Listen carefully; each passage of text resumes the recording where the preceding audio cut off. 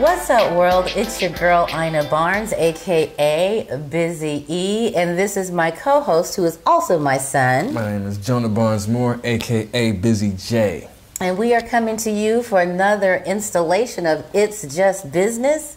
As you may have seen, we are going through the top 50 companies as identified by CNBC for Disruptors. Disruptor 50. The Disruptor 50 for 2019. Mm-hmm. So right now we are on number 47. 48. We're on 48. Mm-hmm.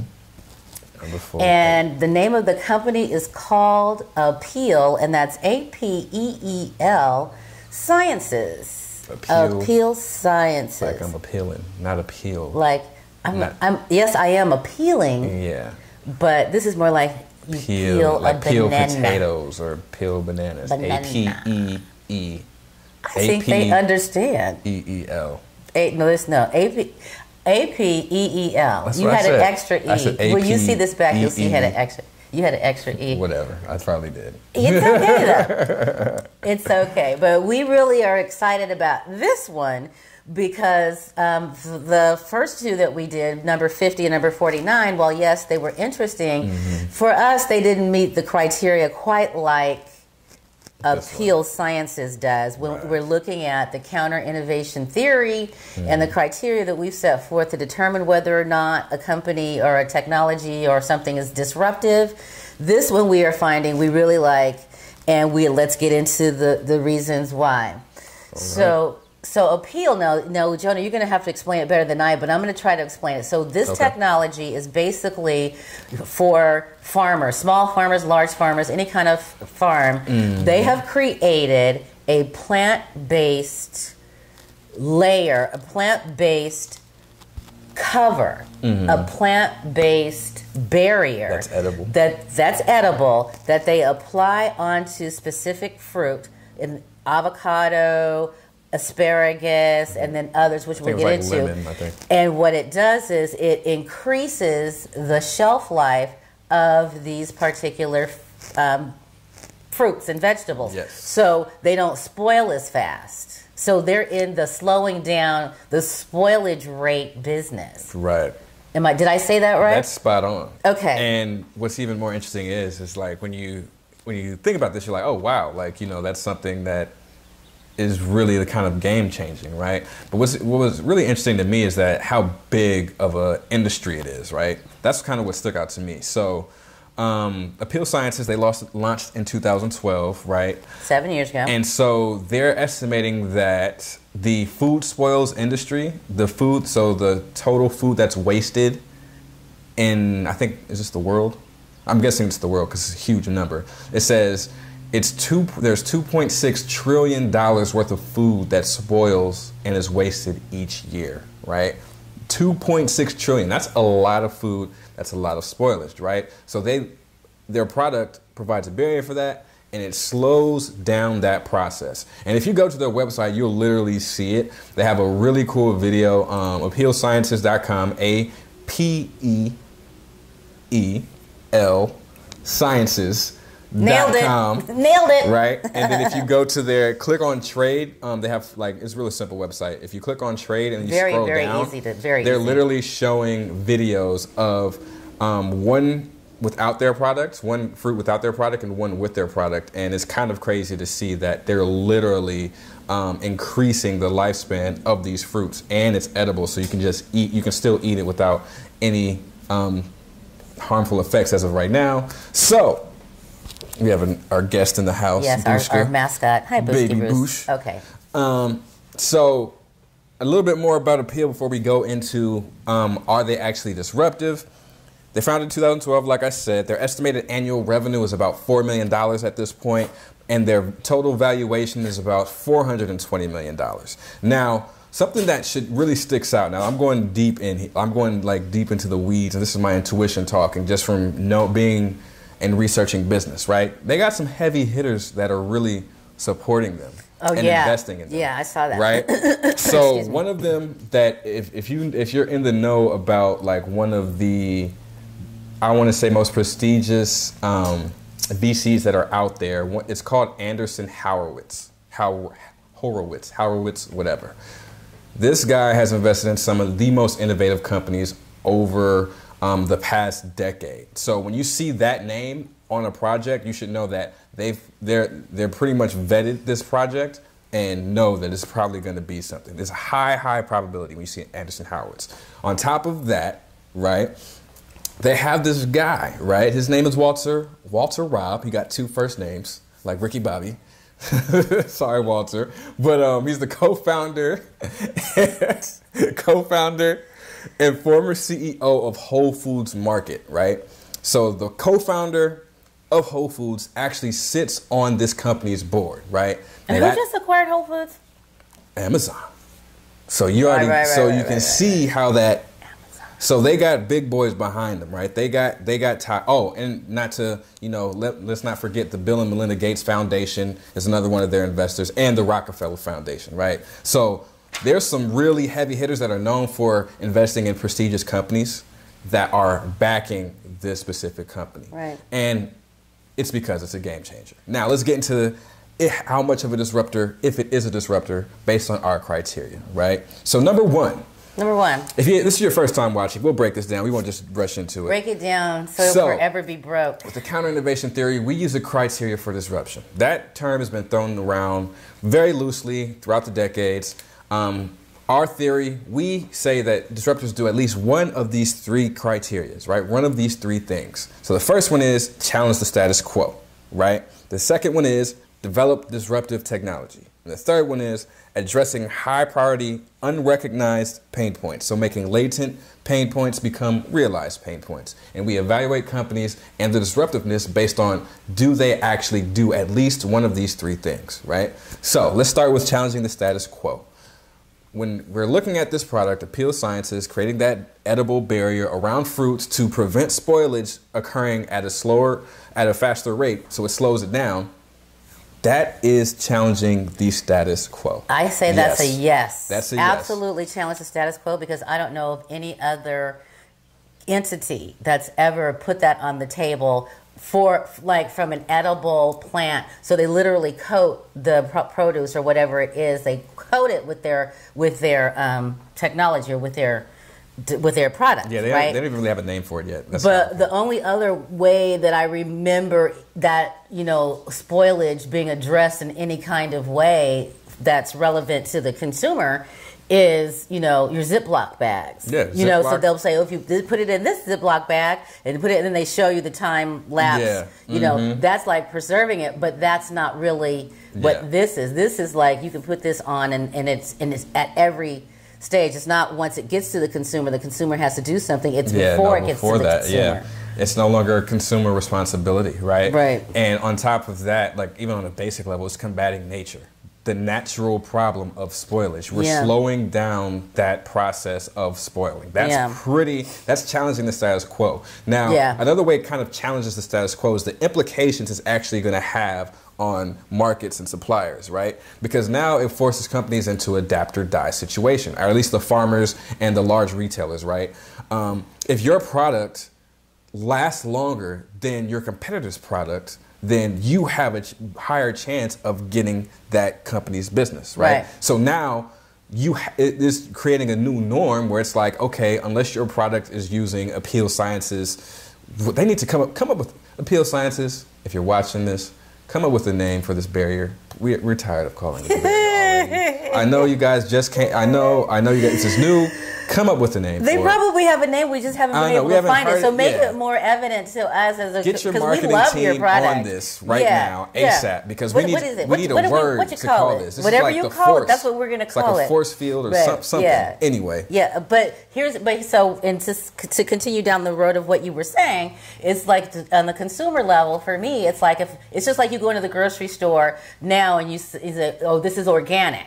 So if you're into that, you're going to buy organic. It's an autonomic response. You don't even think about it. You just immediately go and start purchasing your organic produce and your organic food. You're programmed that way now. This is the same kind of thing. Absolutely. If there's the appeal produce versus the non-appeal produce, I'm going to be programmed to go toward the appeal because I'm already going to know this is just going to last longer. It's not going to spoil as quickly in my refrigerator or on my counter in my fruit bowl or wherever. Absolutely. So it's going to be a thing. It's going to be a trigger automatically that this is disruptive. Absolutely. The other companies are going to have to adapt, and they're going to have to figure it out. And it's because it's so science heavy too that it's almost in a lane of its own. Looking at other websites trying to identify its competitors, they kind of put it in the pesticide type industry, but they're really not a pesticide. No. They're not preventing diseases and fungal diseases and making sure insects they're literally adding an edible barrier to make sure that spoilage slows down. And that's putting it in a lane of its own. And I think that pesticides come with a much higher risk. Based on what I'm reading and the way I understand the way that Apeel has developed its technology, and it's not it is plant-based. Right. So it should be, it appears from all that I have read on this, it's something that's naturally occurring in nature. That's not always the truth case with pesticides and other things. And those have harmful effects, and that's why you want to go with organic, and you don't really I don't want anything that's had this harmful chemical on it. Exactly. Like and that's kind of a good segue into our second topic, which is developing disruptive tech. As we've discussed just now, yes, they have developed disruptive technology. Yeah. Creating this barrier, or the process of creating that barrier, is both unique and hasn't been done really by any other companies or competitors. Right. So that alone sets them apart and makes them disruptive. It's like when somebody created the semiconductor, when somebody created Wi-Fi, when somebody created blockchain. This company created a barrier to prevent spoilage or to slow down the rate of spoilage. That is very, very disruptive. Very disruptive. Right? So yes, they challenged the status quo on many different levels. They also developed the disruptive technology, which is huge when it comes to being a true disruptor. Right. So this one is a big, because it's hard to check off this check mark if you evaluate a lot of companies. When we saw the last two companies on the other podcast, they both did the same thing, and they both didn't develop the disruptive tech. So that kind of, but this is a big red flag of this company is doing something and disrupting the industry. Right. Yeah. And so the last one that we have is address high priority unrecognized pain points, right? And so for this one, I say no. He said no. I had initially said yes because he's calling it an unrecognized pain point. And the reason he's saying yes is because people know that the reason he's saying that no, it didn't develop an unrecognized, it didn't address an unrecognized pain point is because people know that their fruit and vegetables and other produce spoil. So people have always known that spoilage existed. And as a matter of fact, that's a good example that I gave about the different bags of if you put it in this bag, it'll last longer. So spoilage is recognized as a pain point.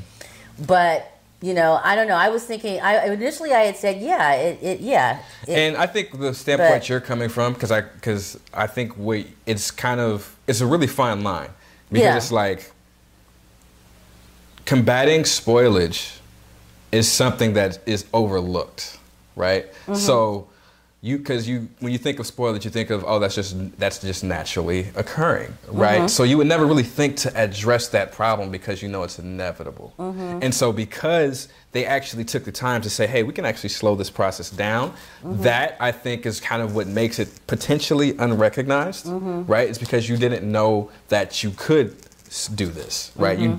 People were thinking that, how could we possibly slow down spoilage? And that thought just never crossed their mind because they thought spoilage was inevitable. And it is. Right. But see, that's where it's like, that is challenging the status quo. Challenging the status quo is like, you think you're challenging the underlying assumptions that the industry has. So the whole industry is like, all our food's going to spoil. There's nothing we can do about it. Because they created this technology, now you're challenging that assumption. Like, actually, we can change the rate at which a food spoils. So that is kind of the difference. Yeah. And I think that's where some people would agree with you on that sentiment. Like, Yeah. that is addressing unrecognized Right. pain point. Because technically, you're addressing a pain point that you didn't realize could be addressed. Right. But is it addressing an unrecognized one? We don't know. The answer is no. I'm going to go with you, Jonah. I'm going to go with Jonah. I know, but don't back down. No. I'm not backing down. I'm not backing down because I understand both sides of it. Right. But the fact that it's even under debate says to me that they're like 2.5 of the three. Exactly. So it's like 2.5 of the three on the counter innovation theory. And that's outstanding. Looking at using our framework, and you see something like this, you're like, they're on to something, and disruption is probably coming at a very fast rate. Yeah. So imagine 3 intersecting circles, right? 2.5 of them, and you're almost into that third circle where they're doing all 3 things, and they're backed by these huge companies. Yeah. Huge investors that are really pushing innovation. Yeah. They're a force to be reckoned with. They're a disruptor on the rise. Yeah, and oh, by the way, in addition to the backing that they have, their supply partners. Oh yeah. Include the Horton Fruit Company, Eco Farms, Farm Direct Supply, LaVenta. But their retail partners include Kroger, Costco, Martin's. Kroger and Costco alone are just humongous. Because think of the bulk of Costco alone. That as a partner, as a supplier. Yeah, retailer. So y'all, I don't go to Costco anymore because guess what? Costco delivers. But you know, when you go to Costco on a Saturday, any given Saturday or Sunday, and you walk into that refrigerator section, y'all know what I'm talking about, going through those. Car wash hanging things, and you walk in there and it's like, imagine that. Now imagine all of the produce in there having the Apeel sticker on it. Huge, as your president would say. Huge. So that is our number 48 disruptor. And so are they a disruptor by the counter innovation theory standards? Yes, absolutely they are. So look out for this company. Apeel Sciences is literally going to change the way the industries have to compete with each other and what you look for as a consumer when you're making that decision. It's like you're going to see one lemon without a sticker on it, one liquor that says Apeel Sciences, like you're saying, and then next thing you know, like, oh, this one's going to last longer, so I'm going to choose that one. Right. And that's what's happening. Disruption. And that's what's coming. And you know what I was thinking too, Jonah, is that, generally before all of the innovation boom that we are now living in, this innovation bull run. When you hear disruptor or disruption, that's always held a negative connotation. Yeah. But now you want to be a disruptor. Absolutely. You want to be a disruptor. And, it just comes with that same mentality. Like all businesses feel that.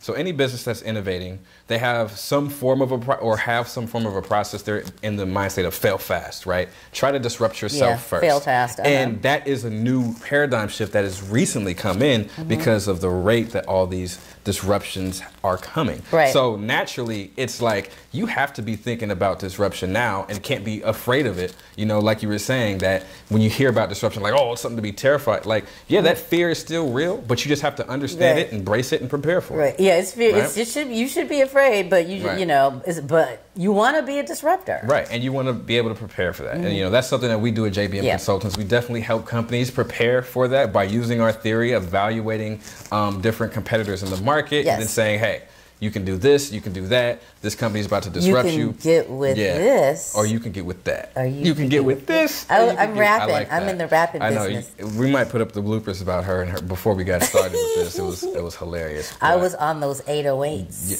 Oh, Jesus. No? Was I on the 808? No, you're not on the 808? No, you were We all know on what the I'm mic. talking about. That's I was it. on the mic. With that being said, I think we're going to wrap this one up. So thank you guys for tuning in. Yes, thank you. We need a name for this segment. I'm thinking of calling it like JBM's Disruptors, Believe It or Not, JBM Disruptor or Not, Disruption, Believe It or Not. Disrupting JBM? No, we're not disrupting ourselves. We're evaluating. It's like Ripley's Believe It or Not. That's what I'm trying to go for. Disruption, Believe It or Not. Okay. That's about as effective as my rap game. So Disruption, Believe It or Not. What do you mean? What are you saying? You're a very bright person. You know exactly what I'm saying. Whatever. I'm not. We'll come up with something. Yeah. We'll noodle it. Yeah, we'll brainstorm. We got to eyeball it and noodle it and figure it out. Yeah. All right, you guys. Well, thank you guys for tuning in. Next week, we're going to have another one. And the company, this one's a popular company that I'm excited to actually research a little bit more. I know a lot about it already, but I want to, see what CNBC says. And what's do it some called, more, Jonah? Research. It is Robinhood. It's called Robinhood's our next company. Robinhood is goody. They're number 47. So we're going to be doing number 47 next. Boy. We're going to talk about, are they disruptive or are they not? Dun, dun, I think they are. Yeah. So thank you guys for tuning in. Hope you guys enjoy this content. Please comment below if you feel that this company is disruptive or not. We're interested in your feedback. Also, let us know what we should call this segment. Let's openly innovate this. We're open sourcing, right? We want to come up with a cool name. We need you guys to help us come up with a cool name. So give us your ideas, okay? Give us we want your creative energy. We need your energy. Right. So we're gonna call this our series or a segment, or what do you call it? Yeah, it's like like a little segment, that they do weekly. We do weekly.